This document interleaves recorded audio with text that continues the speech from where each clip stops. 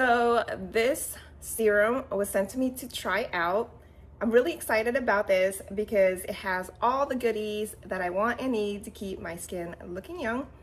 It has hyaluronic acid. It also has centella asiatica, and it also has niacinamide, like rice extract, and of course the PDRN, which is why this is known as the glow up serum.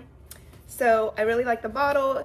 It's not like the traditional serums that you get where you have the top and you squeeze it, take it out, and use it as a dropper. This is a twist top, like so, and then you will pump it out. It looks like this. It's pink. I can tell so far that it's pretty lightweight. So let's rub it in, see how it feels. So it feels really good. It's making my skin feel really hydrated.